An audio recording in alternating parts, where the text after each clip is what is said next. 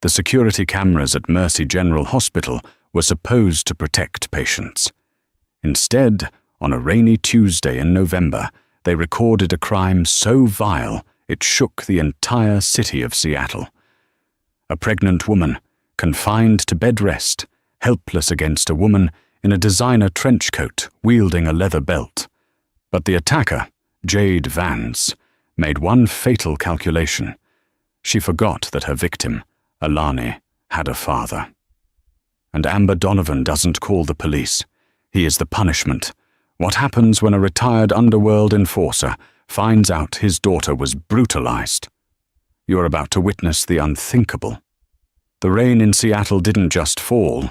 It hammered against the glass of the VIP suite on the 4th floor of Mercy General Hospital, sounding like 1,000 tiny warnings that no one was listening to. Alani Sterling lay against the sterile white pillows, her face nearly as pale as the sheets. At 7 months pregnant, she was supposed to be glowing. Instead, she was fading. The doctors called it severe preeclampsia, a condition that turned her own body into a cage, spiking her blood pressure to dangerous levels. She was strictly confined to the bed. Standing up wasn't just difficult, it was a risk to the life of the baby girl growing inside her. "Dr. Thorne says my pressure is up again," Alani whispered, her hand resting protectively over the swell of her stomach. Standing by the window, staring out at the grey skyline, was Marcus Sterling. He was handsome in that sharp, manufactured way that money buys. Tailored Italian wool suit, hair swept back with precision, and a posture that screamed arrogance. He checked his Rolex for the 3rd time in 5 minutes. "You worry too much, Elle," Marcus said, not turning around. "Thorne knows what he's doing. I'm paying him enough." "It's not about the money, Marcus. I feel off. And you've been gone so much." Marcus finally turned, his eyes cold. "I'm closing the merger with the Kensington Group, Alani. This deal secures our future, secures her future." He gestured vaguely at her stomach. "I can't sit here holding your hand while the market fluctuates." Alani looked away, fighting back tears. Tears raised her blood pressure. She had to stay calm.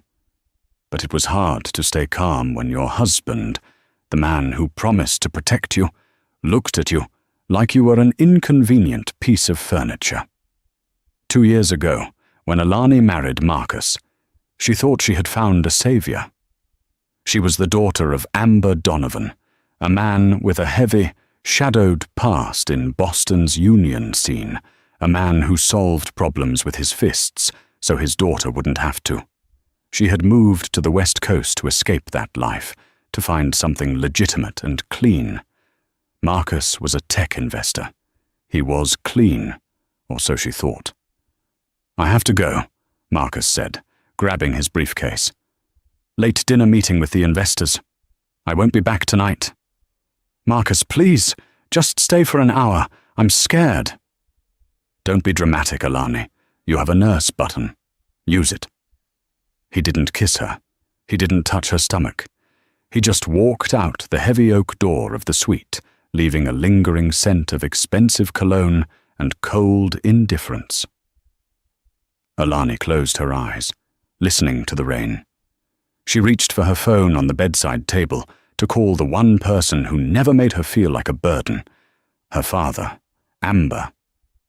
But she hesitated. Amber was old school. If she told him Marcus was being cold, Amber would fly out here and cause a scene. She didn't want violence. She wanted a family. She put the phone down. 10 minutes later, her phone buzzed. It wasn't a call. It was a notification from her bank app, a joint account alert. Transaction, $2,500, the Onyx Room, 8:15 p.m. The Onyx Room wasn't a restaurant for investor meetings. It was a high-end lingerie boutique downtown. Alani's heart hammered against her ribs. The monitor beside her bed began to beep faster. Beep, beep, beep. She tried to rationalize it. Maybe he was buying a gift for her. To apologize? But Marcus hadn't bought her lingerie in a year, and certainly not when she was 7 months pregnant and swollen with edema. The door to her hospital room clicked open. Alani looked up, expecting the nurse with her evening medication. It wasn't the nurse.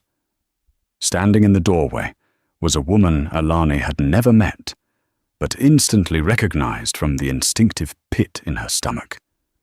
She was stunning in a terrifying way. Jet black hair, crimson lipstick, and wearing a trench coat that looked like it cost more than the hospital wing. She wasn't holding flowers. She was holding a lit cigarette, indifferent to the oxygen signs on the wall. "So," the woman said, her voice like crushed velvet and broken glass. "This is the wife." "You can't smoke in here," Alani said, her voice trembling. "Who are you?" The woman took a drag, blew the smoke toward the ceiling, and stepped inside, letting the door click shut behind her. She locked it. "I'm Jade," she said, walking toward the bed with the predatory grace of a panther. "Jade Vance. But I think you know me as the Kensington Merger." Alani's breath hitched. "What?" "Marcus tells you he's working on the Kensington deal." Jade laughed, a cruel, dry sound. "Honey, I am the work. I've been the work for 6 months." Alani's hand gripped the bedsheet. "Get out. I'm calling security." She reached for the red button on the rail of her bed. Jade moved faster than anyone in heels should be able to. She slapped Alani's hand away hard, the sound cracking through the quiet room. "Don't touch that," Jade hissed, her face inches from Alani's. "We need to have a chat. Woman to cow." Jade looked Alani up and down, her expression twisting into pure disgust. "Look at you. You're bloated. You're pathetic. Marcus talks about you, you know. He says sleeping with you is like sleeping with a wet sponge. He hates coming here." "He loves me," Alani stammered, tears finally spilling over. "We're having a baby." "A baby?" Jade scoffed. She stood up and began to unbuckle the belt of her trench coat. It was a thick, designer leather belt with a heavy gold buckle. She pulled it off the loops, snapping it between her hands. "That baby is the only reason he hasn't divorced you yet, Alani. He's waiting for the kid to be born so he can take custody and kick you back to whatever trailer park you crawled out of. But me? I'm impatient. I don't like waiting." "What do you want?" Alani sobbed. The heart monitor was racing now, a chaotic rhythm filling the room. Beep, beep, beep, beep. "I want him to be free," Jade said. "And you're the anchor." Jade stepped closer. "He bought me a bracelet tonight. Diamond. Beautiful. But I told him I needed to run an errand. Please," Alani begged, realizing with horror that there was no one to help her. The nurse's station was down the hall. The storm outside masked the noise. "I'm pregnant. Please don't hurt me." "That's exactly why it hurts him. And that's why you'll leave," Jade said. Jade raised the belt. The first strike didn't hit Alani's face. It hit her leg, the heavy leather slashing across her thigh through the thin hospital blanket. Alani screamed, a high-pitched sound of shock and pain. "Shut up!" Jade shrieked. She swung again. This time, the gold buckle caught Alani's shoulder, tearing the hospital gown. Alani curled into a fetal position, desperately covering her stomach with her arms. "Not the baby! Please, not the baby!" she screamed. "Look at you!" Jade yelled, seemingly fueled by the adrenaline of violence. She struck again, the belt whipping down with a sickening crack. "You're weak! You're nothing! You think he wants this? You think he wants a sick, fat wife?" Alani couldn't fight back. She couldn't stand up. Every movement sent waves of dizziness through her head. She was trapped in the bed, a prisoner of her own body. Jade struck her arm, leaving a rising red welt. Then she grabbed Alani's hair, yanking her head back against the pillows. "You're going to file for divorce," Jade hissed, her spit landing on Alani's tear-streaked face. You're going to tell him you lost the baby, or that it's not his. I don't care what you say. But you are going to disappear." Jade raised the belt one more time, aiming for Alani's exposed ribs. Alani closed her eyes and screamed, a primal sound of agony and terror. The belt came down hard. Suddenly, the door handle jiggled, locked. "Ms. Sterling?" A nurse's voice came from the hallway. "Is everything okay?" Jade froze. She looked at the door, then back at Alani. Panic flashed in her eyes, but it was quickly replaced by a sneer.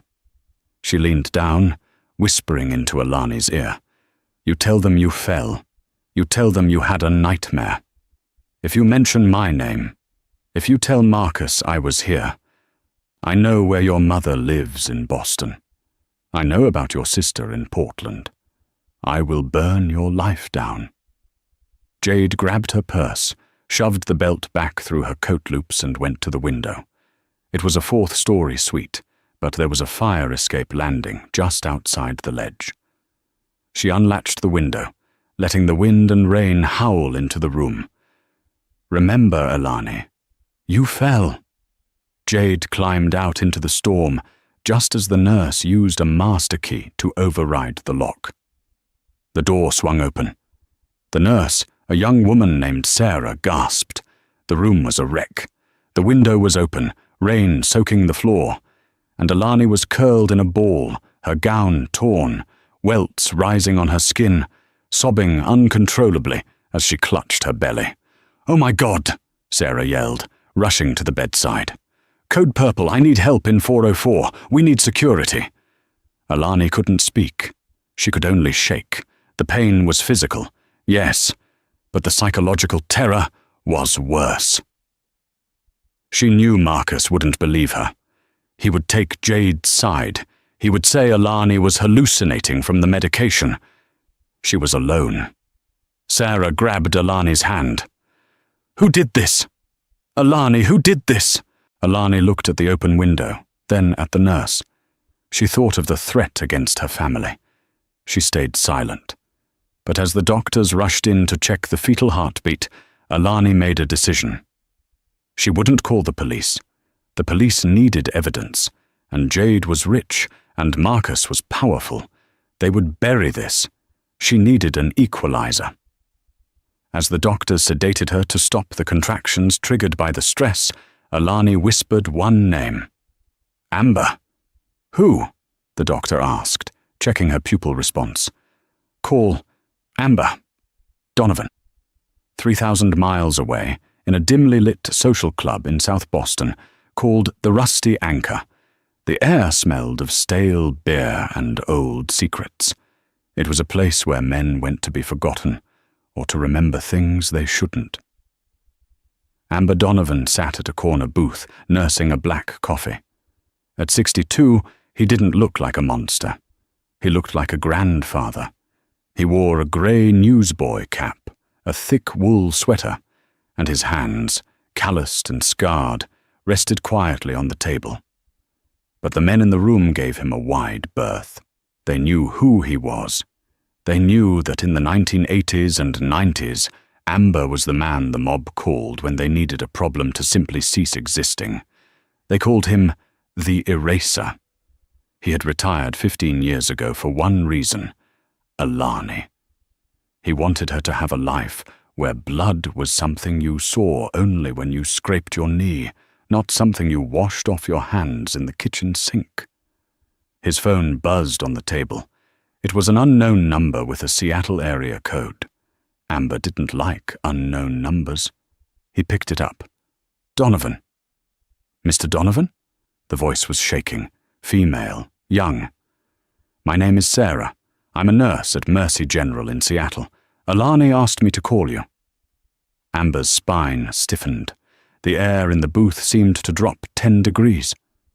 "Is she alive?" "Yes," Sarah said quickly. "But there was an incident.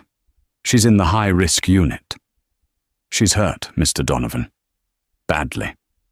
She claims she fell, but the injuries aren't consistent with a fall. She's terrified. She wouldn't let us call the police. She just kept begging for you." Amber didn't ask what happened. He didn't ask for details. He knew the code.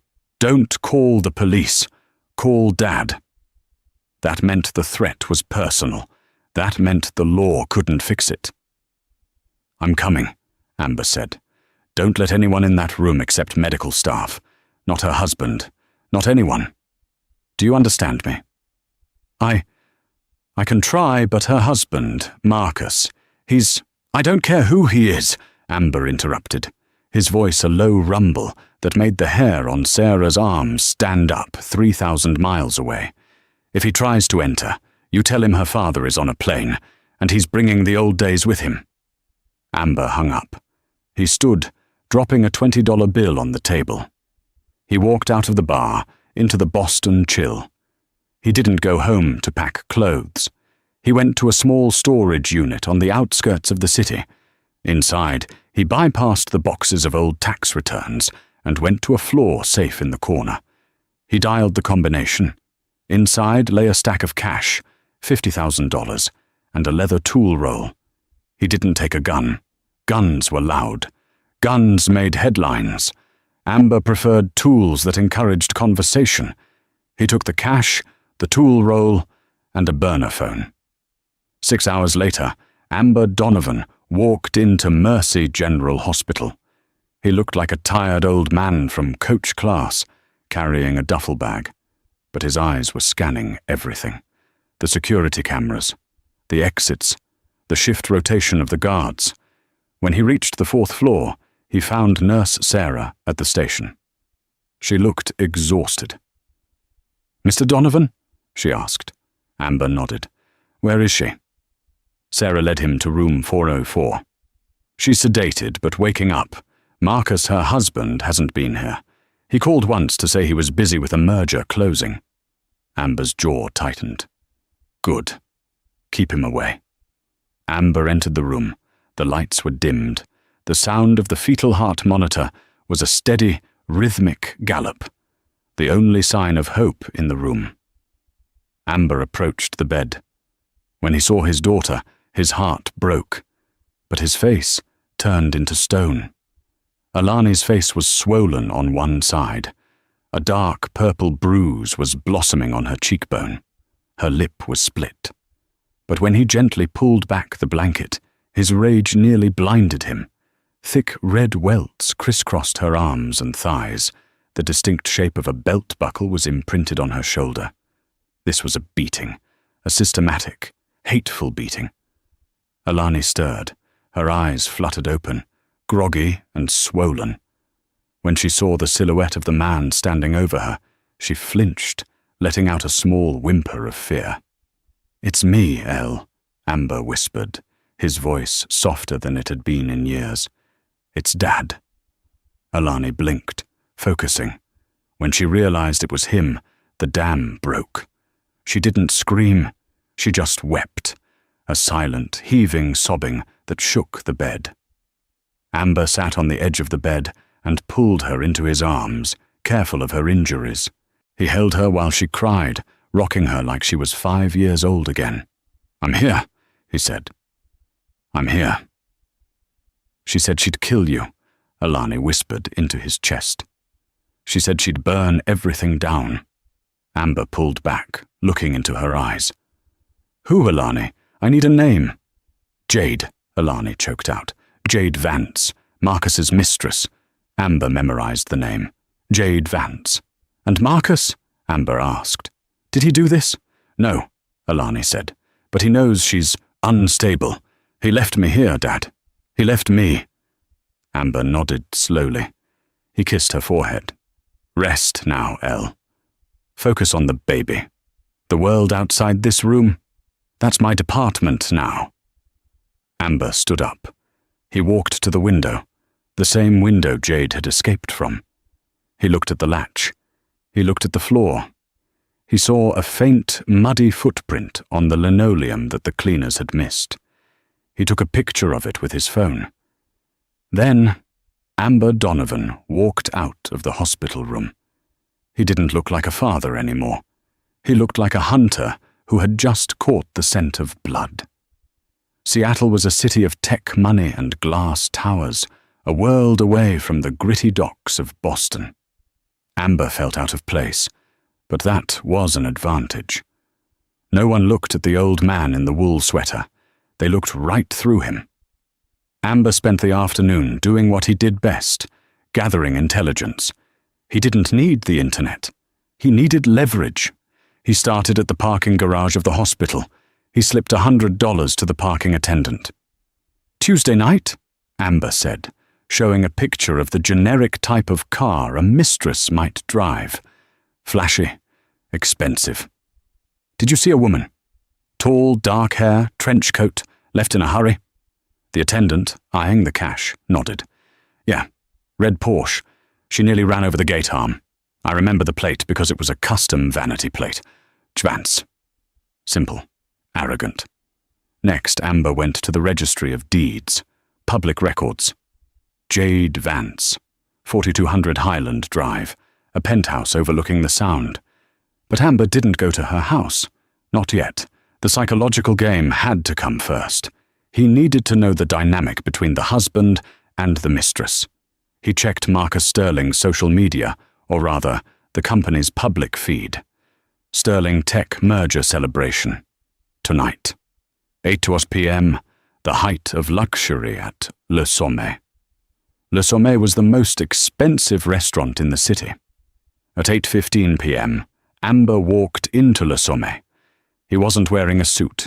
He was wearing his clean, dark slacks and a button-down shirt that looked affordable but neat. The hostess looked at him with polite disdain. "Do you have a reservation, sir?" "No," Amber said calmly. "I'm here to return a wallet to Mr. Marcus Sterling. I believe he dropped it at the hospital." The hostess hesitated. Marcus was their VIP guest tonight. "I can take it to him." "It has cash in it," Amber said, patting his pocket. "I'd prefer to hand it to him personally.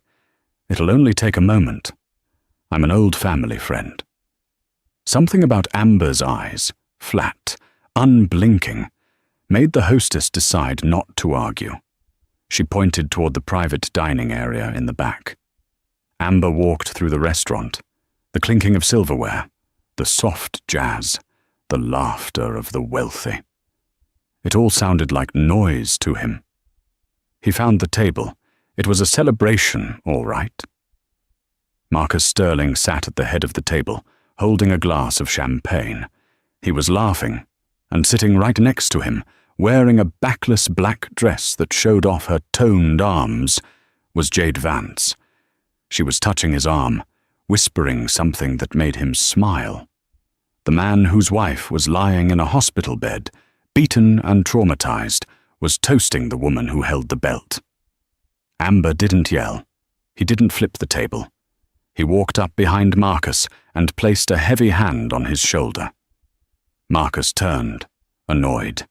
"Excuse me, we are in the middle of a—" He stopped. He recognized the eyes. He had only met Amber once, at the wedding, and he had dismissed him as a washed-up blue-collar nobody. But seeing him here, out of context, was jarring. "Amber," Marcus said, his voice confused. "What are you doing here?" The table went quiet. Jade looked up, her eyes narrowing. She didn't know who Amber was. She just saw an old man interrupting her victory lap. "Who is this, Marcus?" Jade asked, taking a sip of her wine. Amber ignored her. He kept his hand on Marcus's shoulder, squeezing slightly, just enough to hit the nerve cluster near the neck. Marcus winced, trying to pull away, but Amber's grip was like a vice. "I visited Alani today," Amber said. His voice was conversational, almost pleasant. Marcus turned pale. Is the baby okay?" "The baby is fighting," Amber said. "Alani is fighting. But she looks terrible, Marcus. She looks like she went 12 rounds with a prize fighter." "It's the preeclampsia," Marcus said quickly, glancing nervously at his investors around the table. "She's very sick. Amber, we can talk about this later. This is a business dinner." "Is it?" Amber looked at Jade. He looked at the diamond bracelet on her wrist. He looked at the way her leg was draped over Marcus's under the table. "And who is this?" Amber asked. "I'm his business partner," Jade said, her voice sharp. "And you are rude. Security?" She waved her hand for a waiter. Amber smiled. It was a terrifying smile. It didn't reach his eyes. "Business partner?" Amber repeated. He leaned down, bringing his face close to Marcus's ear. "Alani told me about the fall, Marcus. She told me how clumsy she was." Marcus let out a breath he didn't know he was holding. He thought the lie had held. Yes, it was a terrible accident.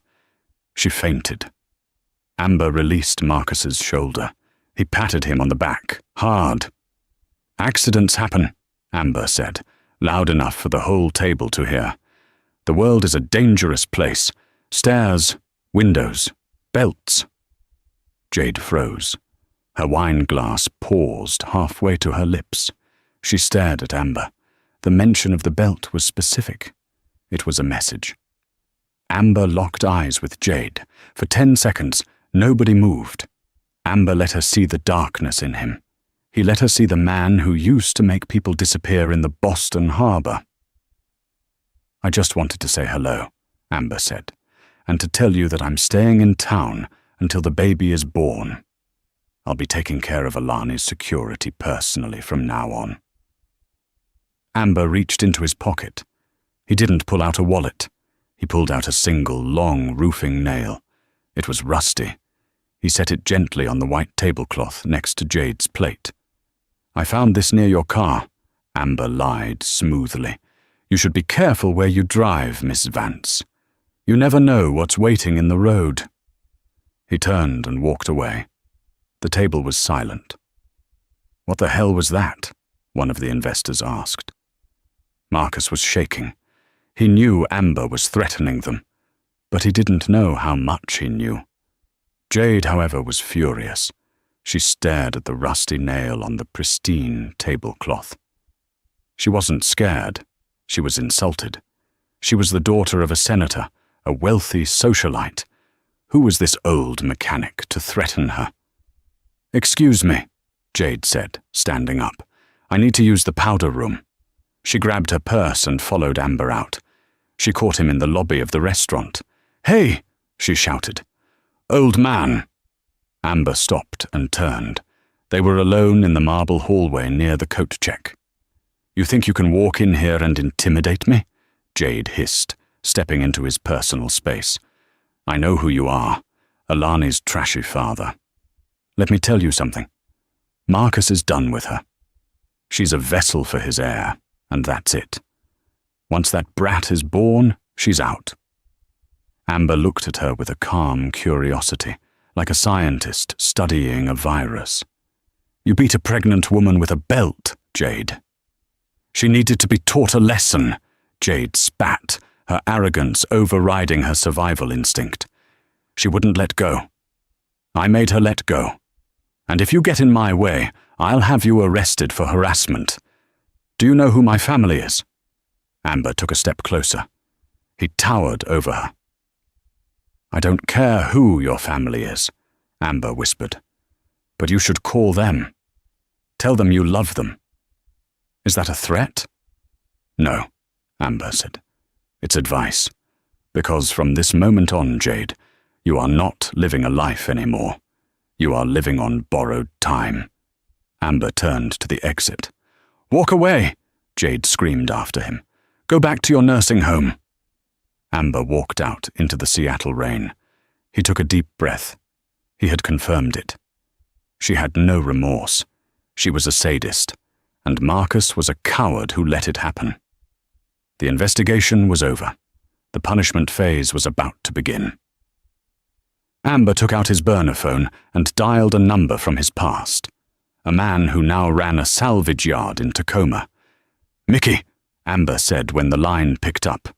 "It's the ghost. I need a car. Something fast, heavy, and stolen. And I need a location for a private conversation. Soundproof." "I got you, Artie," the voice crackled. "Who's the target?"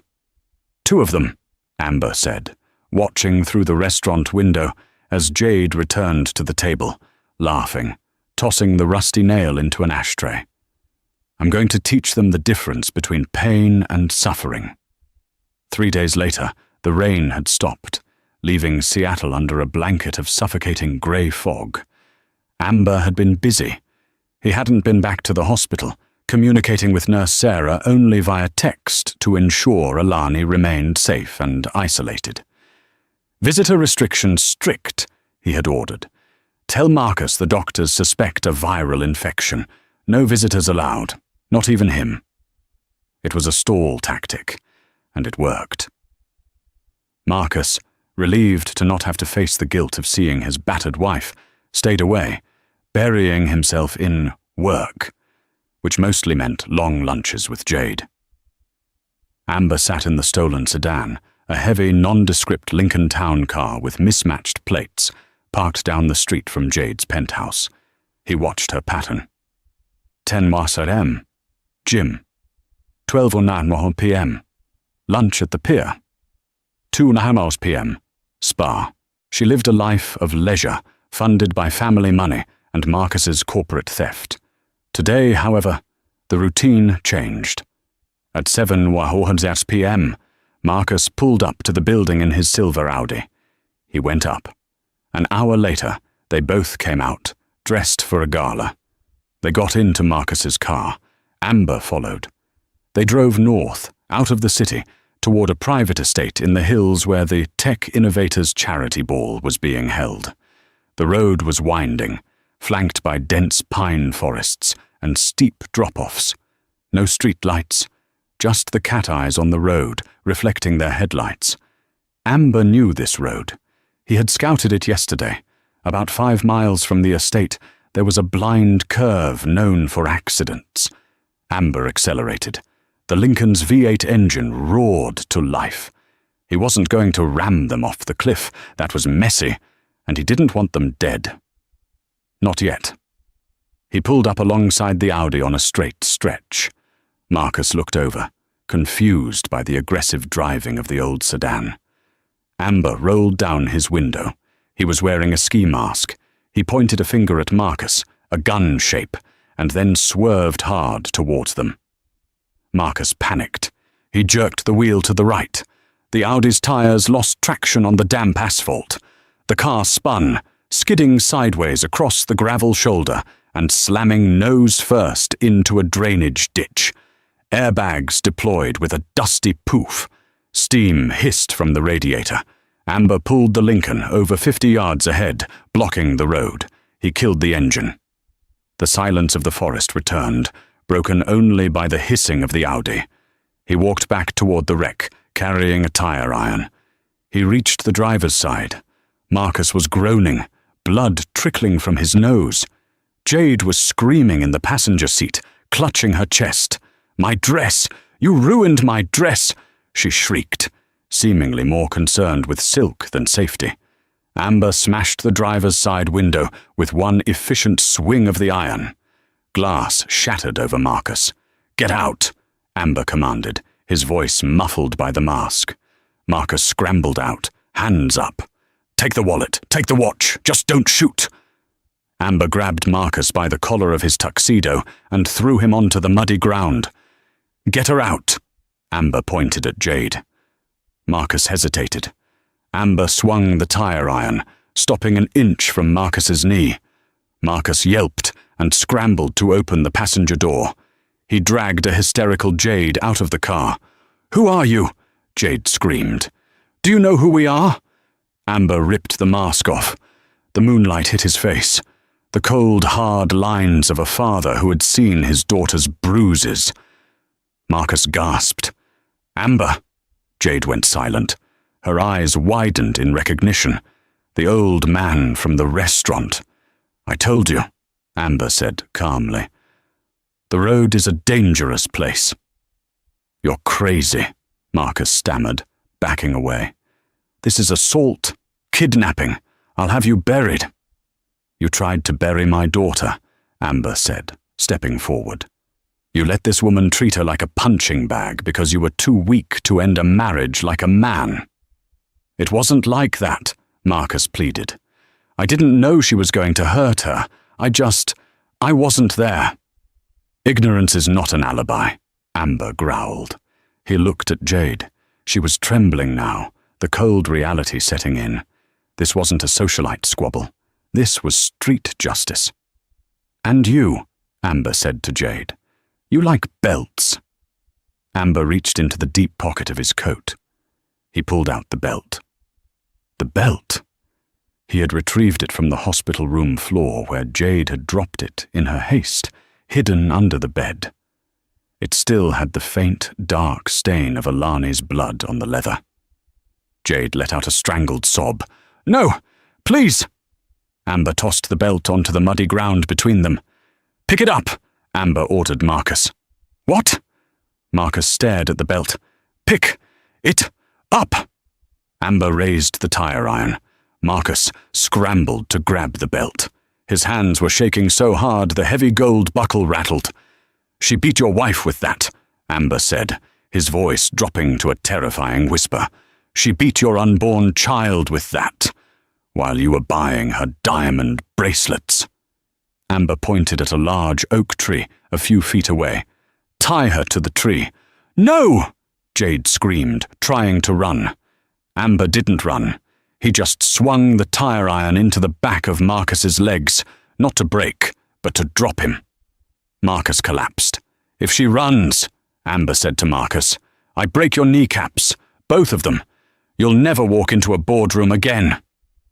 Marcus, sobbing with fear and pain, scrambled up. He grabbed Jade. "Marcus, don't you dare!" Jade shrieked, clawing at his face. "My father will kill you." "He's going to cripple me, Jade," Marcus yelled back, his survival instinct kicking in. He overpowered her, dragging her to the tree. He used the belt, her own belt, to strap her hands around the rough bark of the oak. She was trapped, bound by the instrument of her own cruelty. Amber watched, impassive. "Good," Amber said. He walked over to Jade. She was hyperventilating, her mascara running down her face. She looked pathetic. Not powerful, just a bully who had lost her advantage. "I'm not going to hit you," Amber said. "I'm not you." Jade looked up, hopeful. "But I am going to make sure everyone knows what you are." Amber pulled out a digital voice recorder. He pressed play. Click. It was a recording from the hospital room. Amber had placed a small bug in the floral arrangement he had sent to Alani's room the day he arrived, just in case they returned. They hadn't, but the bug had picked up a phone call Alani made to her sister, recounting the attack in detail. Alani's voice, sobbing. "She used a belt, Sarah. She laughed while she did it. She said Marcus wanted me gone. She said I was a wet sponge." The recording echoed in the silent forest. Marcus looked at Jade with horror. He hadn't known the specifics. He hadn't known she laughed. "You laughed?" Marcus whispered. "She's lying!" Jade screamed. Amber put the recorder away. "I have photos, Marcus. Photos of what your mistress did to your wife. And I have this recording." Amber stepped back. "Here is the deal," Amber said. "You are going to drive yourself to the police station. You are going to turn yourselves in. Jade, for aggravated assault and attempted murder. Marcus, for conspiracy." "Conspiracy?" Marcus choked. "I didn't conspire." "If you don't turn yourselves in," Amber said, "I release the photos and the audio to the press, to your board of directors, to your investors, to Jade's father." Amber paused. "The Kensington merger? It'll be dead by morning. Your stock will be worthless. You will be pariahs. You won't just go to jail, you'll go to jail broke and hated. Or," Amber continued, "you go to the cops. You confess. You say you had a mental break. You try to plead it down. Maybe you save the company. Maybe." It was a lie, of course. Amber knew the company was doomed either way, but he needed them to choose their own destruction. "You have 1 hour," Amber said. "If I don't see a news alert that you've been booked, I upload the files." Amber turned to walk back to his car. "Wait," Marcus yelled. "How do we get there? The car is wrecked." Amber didn't look back. "Walk. It'll give you time to think about what kind of man you are." Amber got into the Lincoln and drove away, leaving them shivering in the dark, in the mud, bound to a tree by a belt of gold and leather. Amber didn't trust them. He knew men like Marcus. They always thought they could buy their way out. Amber drove straight to the hospital. He needed to secure the most important asset, Alani. When he arrived, the atmosphere on the 4th floor had changed. Nurses were whispering. Security was tighter. He found Sarah at the station. She looked pale. "Mr. Donovan," she said, rushing to him. "Marcus called. He called the hospital administration. He's claiming you kidnapped him. He's claiming you're dangerous. Police are on their way here to arrest you." Amber wasn't surprised. Marcus had chosen the third option. Try to destroy the threat. He underestimated the old man. "Is Alani okay?" "She's fine, but they're going to bar you from the room." Amber nodded. "That's fine. Sarah, I need you to do one thing for me. Do you have that email address for the reporter at the Seattle Times?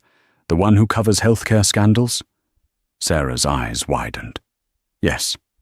Send her the Dropbox link I'm about to text you, and tell her to check her inbox in 5 minutes." Amber walked down the hall to Alani's room. A security guard stepped in front of him. "Sir, you need to leave." Amber raised his hands. "I'm going. Just let me say goodbye to my daughter." The guard hesitated, then stepped aside. 2 minutes. Amber entered. Alani was awake, sitting up. She looked better.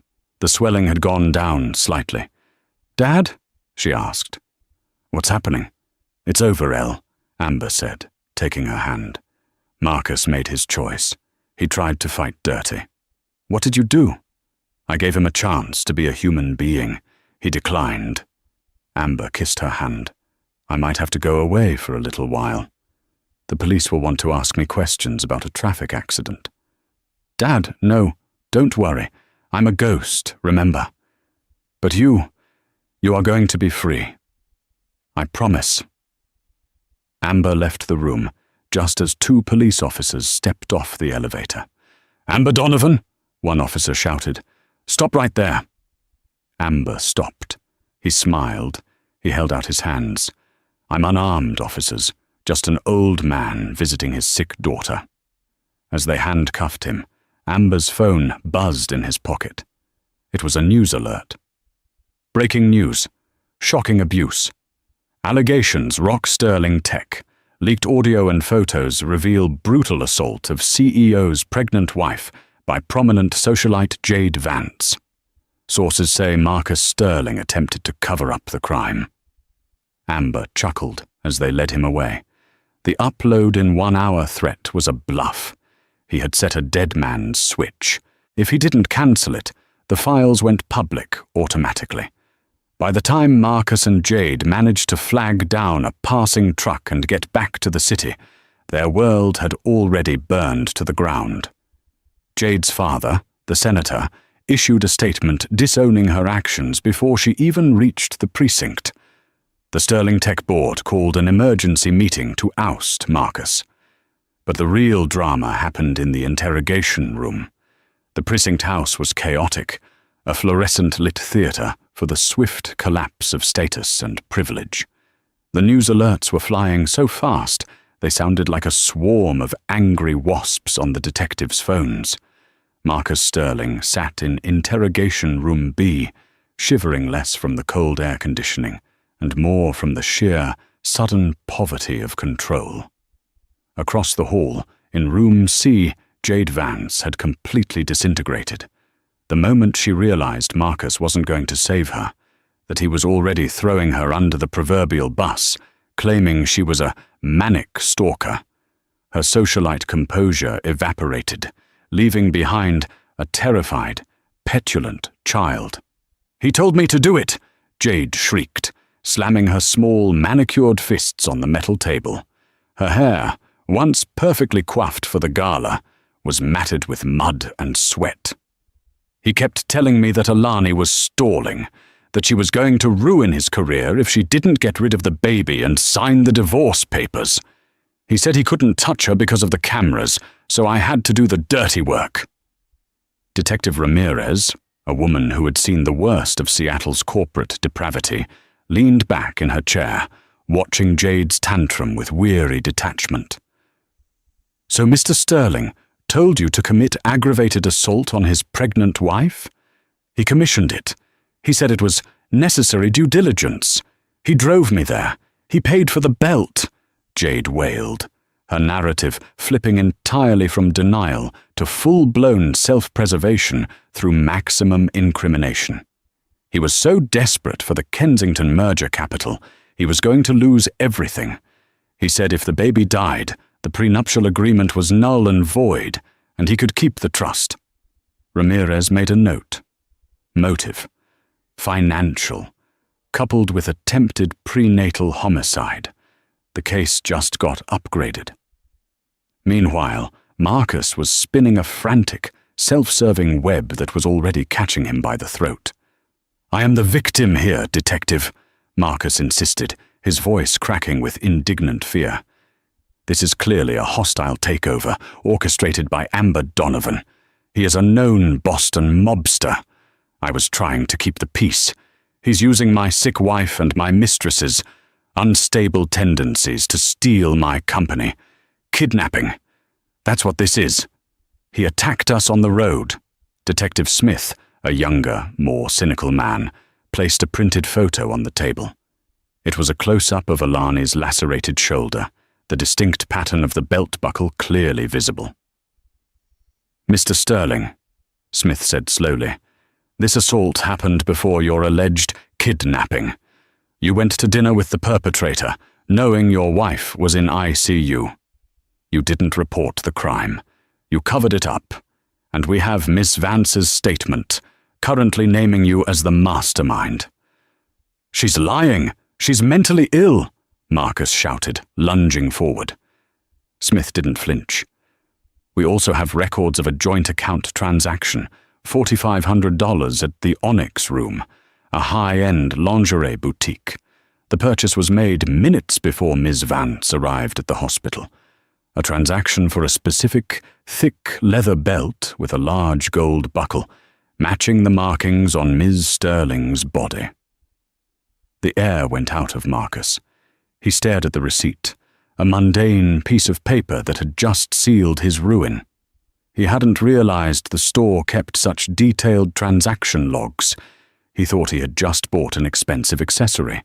He had bought a weapon, and worse, a digital trail of evidence.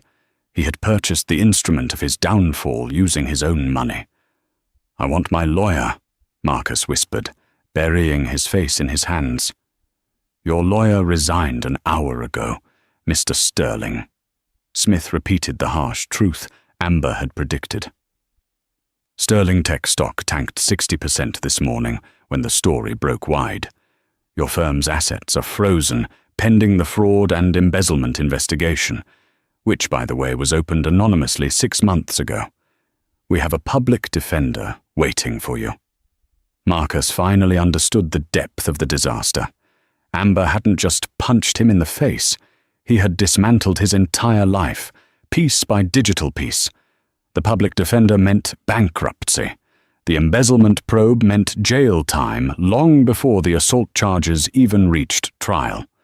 The final blow came when Detective Ramirez, finished with Jade, walked in and placed another document on the table. "Mr. Sterling, you're also being charged with obstruction of justice. Your alleged kidnapping claim against Mr. Donovan. We have surveillance footage of him entering the hospital and being taken into custody by uniformed officers, placing him far away from your crash site.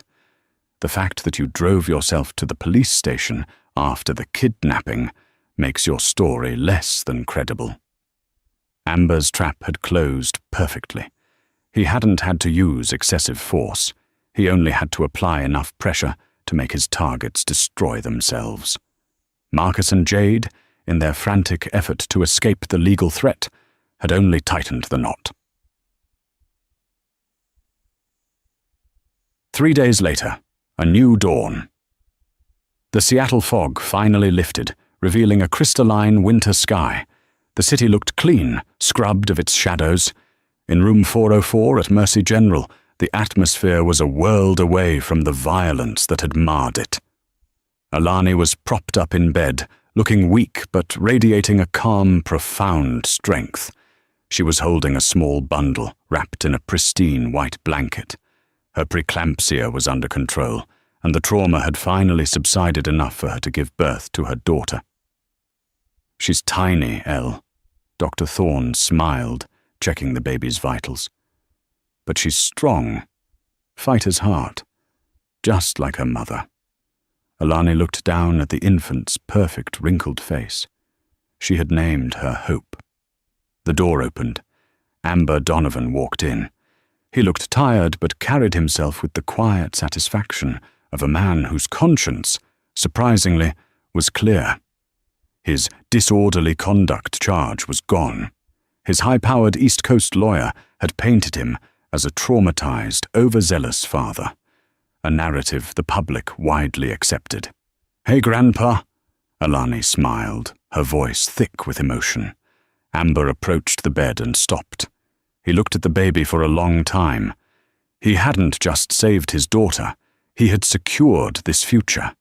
He gently touched the baby's forehead, his rough finger dwarfing the delicate skin. "She's beautiful, Elle," Amber whispered, his eyes betraying a rare, soft vulnerability. "Just beautiful." "The doctors said the stress almost killed her," Alani said, tears welling in her eyes. But she held on. She knew she had a strong grandfather to protect her. Amber nodded, swallowing hard. Is he really gone, Dad?" "Marcus is gone," Amber confirmed, his voice returning to its familiar, low register. "He's denied bail. Jade is in isolation, too. They're facing multiple felonies. They won't see the light of day for a long time." Alani's relief was palpable, but a shadow of financial anxiety crossed her face. "But the company, Dad?" "Marcus always said I was entitled to nothing if the merger failed. The Sterling Tech stock is worthless. How will I raise her? I have nothing." Amber pulled a chair up to the bedside and leaned in conspiratorially. He pulled a thick, legal-sized envelope from his coat pocket. "About that," Amber said, with a slight, almost imperceptible smile. "You remember how desperate Marcus was for the Kensington Group merger? He said it was the only thing that could save his company, right? He was running on fumes, Elle.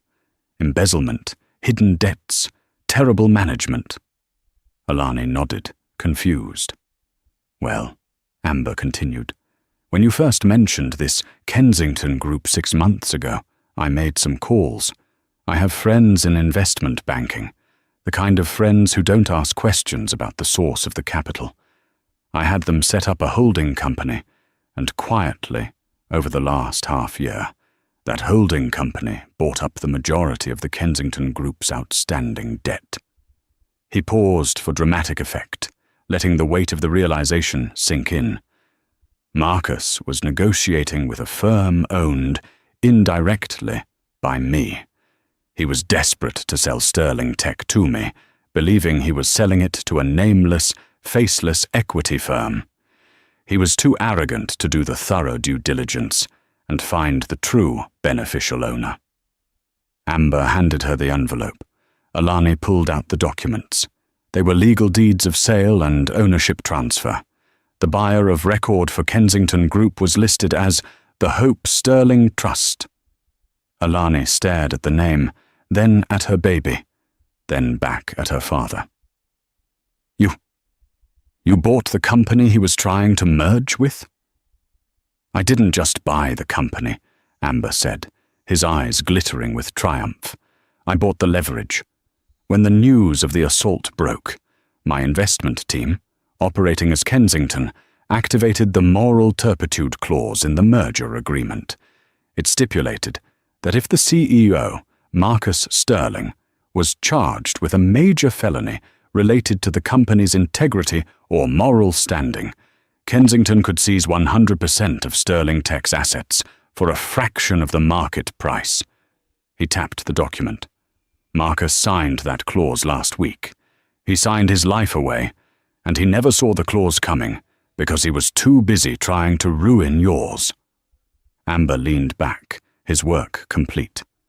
Sterling Tech is now wholly owned by the Hope Sterling Trust. The headquarters, the patents, the multi-million-dollar portfolio. It's all yours, Alani. The house you hate, it's yours. The bank accounts, once unfrozen, belong to the trust. He is going to prison knowing that his wife, whom he beat, and his daughter, whom he wished dead, are living in his house, controlling his fortune and running his company. It was a total, absolute reversal of fortune. Marcus had sought to destroy his wife's life to secure his wealth. Instead, his wife's father had used that same greedy desire to legally and systematically strip him of every single asset he possessed. Alani buried her face in her father's shoulder, sobbing with overwhelming relief. You didn't just save me, Dad.